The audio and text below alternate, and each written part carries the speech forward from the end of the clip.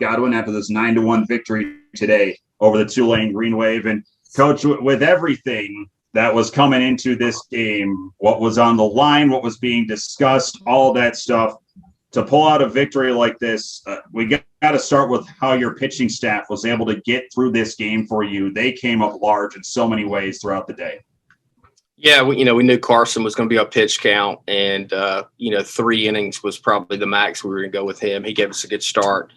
Of course, AJ got a left-handed batter out. Next guy gets on.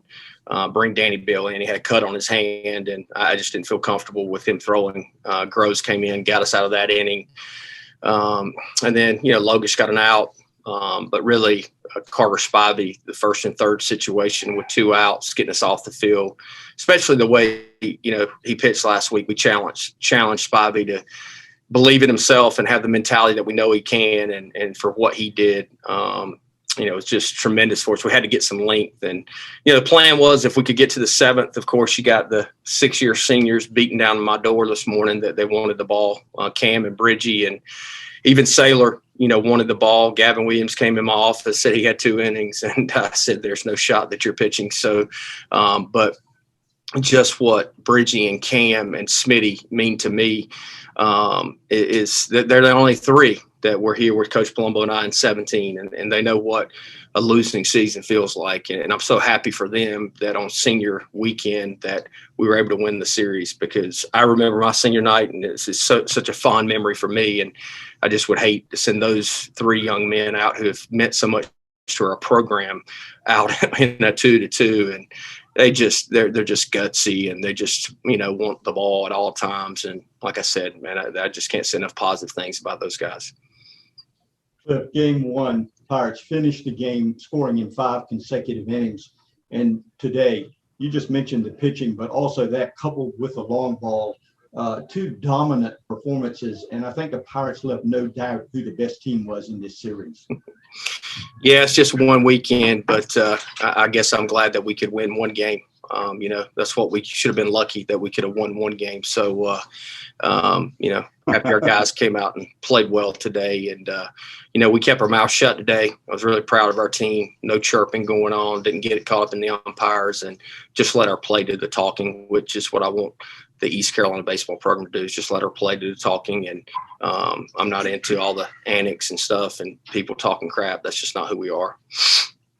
Finished the home season 27-4 here in this ballpark. And I mean, to go through this many games, just 4 defeats on the year in front of these fans who mean the world to you and to this team. And the way this game ended, too, to give Cam Colmore the walk-off there, even though it wasn't the design there in the ninth, but then Bridges finishes it off. What those 2 have meant to this program, what these fans have meant to you, even if they all haven't been able to get out here this year, and showing it off with a win here today, one of the most complete efforts of the year. This was something special today. For sure. And look, Cam was on fuse. We knew we weren't going to let him throw more than 25 pitches. And, Bridgie's walkie-talking down that he wanted to go in the game. So I told Cam when I went out there, I said, hey, you get a standing O to be able to come off the field your last time here at Eclair, pretty cool. And Bridgie gets to close it out for the last time here in the regular season here at Clark Leclerc. Because we all know if we take care of business, then we got a chance to be back here in the postseason. But we got a lot of work to do between now and then. Well, Coach, heck of a weekend here, heck of an effort here on this Mother's Day by your boys today, and we will talk to you in a few days in Cincinnati. Thanks, Corey. Thanks, Coach O. Thank you. Okay, we'll go ahead and open up to other questions for Coach Godwin. Coach, clearly 2 weeks left in the regular season, but when you look at the race between you and Tulane, how important was it to win this series and give you guys kind of a real chance at accomplishing your goal these next few weeks?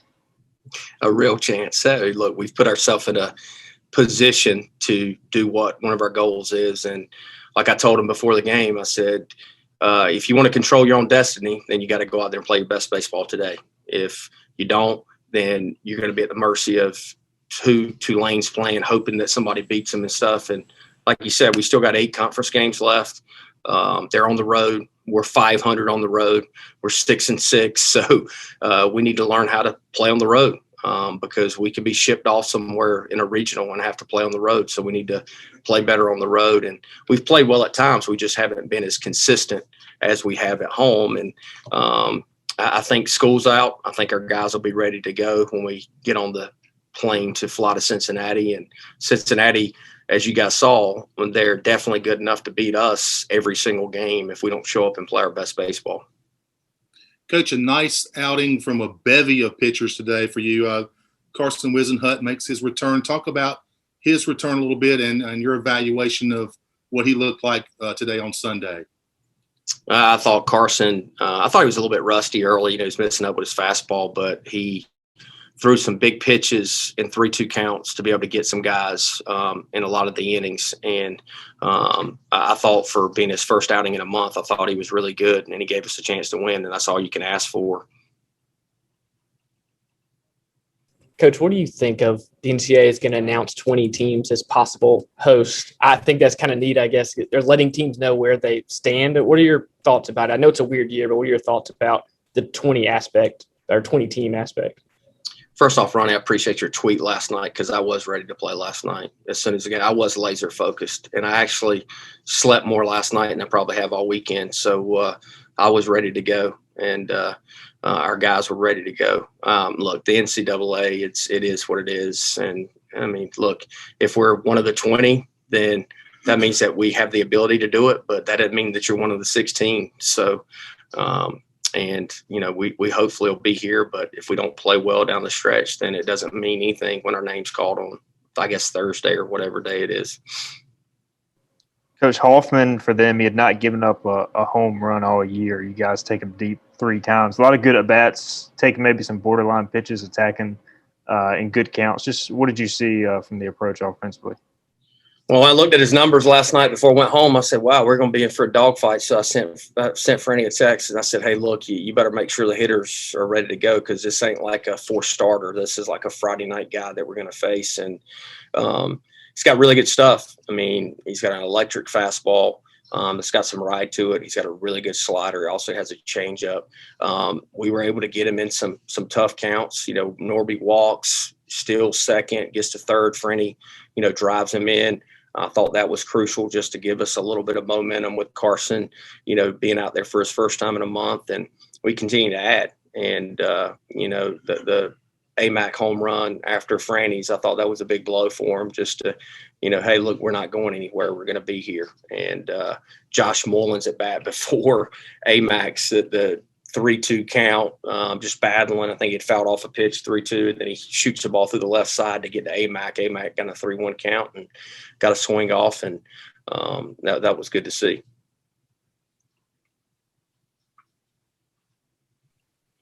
Coach, can you talk about as far as the hitting, your lineup 1 to 9? It seems it's been so consistent. You guys are really hitting well. I know you're the hitting coach. How do you feel about your guys for the lineup? I feel like when we show up and we stick to the plan that we put together, that they're pretty good 1 through 9. I really like the fact that we're versatile. We can do some different things. We can pressure you with speed. We can do the bunt game. We can hit and run. We can hit the ball out of the park. You know, I don't know. I'd have to go back and look at numbers, but it might be the most versatile offensive lineup that we've had here at East Carolina. Back in 19, of course, we were pretty good offensively, but it was, sometimes one-dimensional, especially when Hoove went out with his broken collarbone in 19. But now, you know, you got Bryson who can run, Norby can run, Hoover can run, of course, Riley Johnson can run. So, and then you got the guys that can hit the ball at the park as well. The way that the game started with Norby drawing a walk, stealing second, being aggressive, was that a sign, obviously, of y'all wanting to get going and get that momentum early? We knew going in this weekend, Ronnie, that I think going in this weekend, teams were 61 to 68 stolen bases, and they've got guys that have really good stuff, and they're throwing a lot of all-speed stuff. So it's tougher for catchers. Their pitchers weren't extremely quick to the plate, and if you could, you know, guess right on an all-speed count, then – you know, a lot of times those faster guys could get in there. And Norby was ready to go. He stole, and then, of course, the ball kicks away, but he was also ready to get to third, which was a big play with Franny up with no outs. Malcolm, what's up? All right, we'll go to questions to the players. Well, Cam, let's start with the ninth inning. What did it mean to hand the ball to Matt and get that standing ovation in your final regular season home game? Yeah, obviously it was special. I got 2 outs, and I almost feel like now looking back on it, that was kind of meant to happen, honestly. And Coach G came out there, and I was like, Coach G, I'm gonna wait for Matt to get out here. And so I just waited for him to get out there, and just listening to the crowd was so special. It was honestly, I can't thank the crowd enough how, they've supported me through thick and thin, and they've always been by my side. So it was special. To all 3 of you guys, how fun has it been to play at East Carolina here? It looks like a lot of fun from where we stand.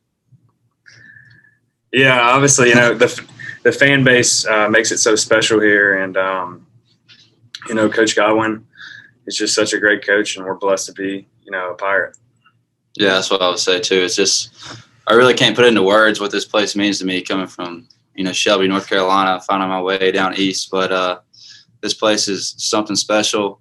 I've learned many life lessons through Coach Godwin and the program and what this culture has, and winning championships on and off the field. That's the standard that we set here, and just proud to be a part of this place.